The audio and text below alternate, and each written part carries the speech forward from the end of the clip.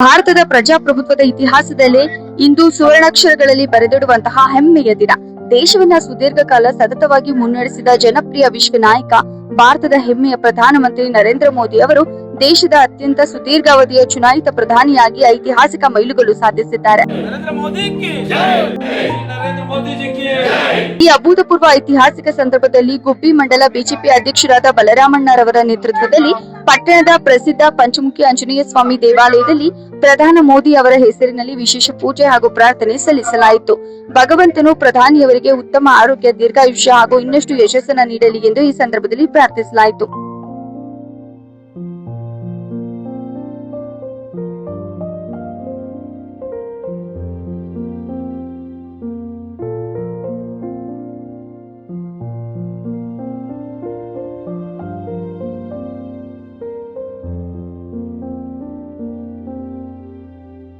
ಕಳೆದ 12 ವರ್ಷಗಳ ಪ್ರಧಾನಿ ಮೋದಿ ಅವರ ನಿರ್ಣಾಯಕ ನಾಯಕತ್ವವು ಕೇವಲ ಅಂಕಿಅಂಶಗಳ ಸಾಧನೆಯಲ್ಲ, ಇದು ಕೋಟ್ಯಾಂತರ ಭಾರತೀಯರ ಬದುಕಿನಲ್ಲಿ ತಂದಿರುವ ಸಕಾರಾತ್ಮಕ ಪರಿವರ್ತನೆಯ ಸಾರ್ಥಕ ಸಾಧನೆಯಾಗಿದೆ.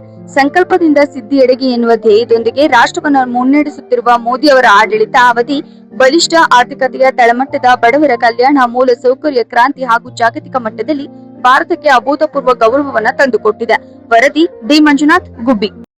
ದೇಶದಲ್ಲಿ ಎಲ್ಲಾ ಕೆಲಸಗಳು ಅಷ್ಟೇ, ರಸ್ತೆ ಇರ್ಬೋದು, ಗ್ಯಾಸ್ ಉಚಿತ ಉಜ್ವಲ್ ಯೋಜನೆಯಲ್ಲಿ ಗ್ಯಾಸ್ ವಿತರಣೆ ಮಾಡೋದಿರ್ಬೋದು, ಅಭಿವೃದ್ಧಿ ಕಾರ್ಯದಲ್ಲಿ ಇರ್ಬೋದು, ಎಲ್ಲರನ್ನೂ ಸರ್ವಧರ್ಮವನ್ನು ಸೇರಿಸಿ ಒಟ್ಟಾಗಿ ದೇಶನ ಮುನ್ನಡೆಸ್ತಿರುವ ಕೀರ್ತಿ ನರೇಂದ್ರ ಮೋದಿ ಅವರಿಗೆ ಸಲ್ಲುತ್ತೆ.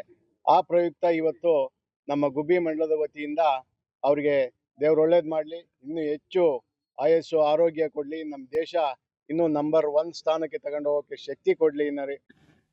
ಮೊದಲನೇದಾಗಿ ಗುಬ್ಬಿ ಮಂಡಲದ ಕಾರ್ಯಕರ್ತರು, ಅಧ್ಯಕ್ಷರು, ಮುಖಂಡರಾದ ಎಲ್ಲರಿಗೂ ನಮ್ಮ 3ನೇ ಬಾರಿ ಅಧಿಕಾರ ಮುನ್ನಡೆಸಿರೋ ನರೇಂದ್ರ ಮೋದಿ ಅವರಿಗೆ ನಮ್ಮೆಲ್ಲ ಗುಬ್ಬಿ ಮಂಡಲದಿಂದ ಅಭಿನಂದನೆ ಸಲ್ಲಿಸ್ತಾ ಇದ್ದೀನಿ. ಇವತ್ತು ಏನಾದರೂ ನರೇಂದ್ರ ಮೋದಿ ಅವರು ಒಂದು ಸಾಧನೆ ಮಾಡ್ಯಾರೆ ಅಂದ್ರೆ 188 ದೇಶದಲ್ಲೂ ಯಾರು ಇನ್ನವರೆಗೂ ಮೋದಿ ಇರೋದೇ ಇಲ್ಲ.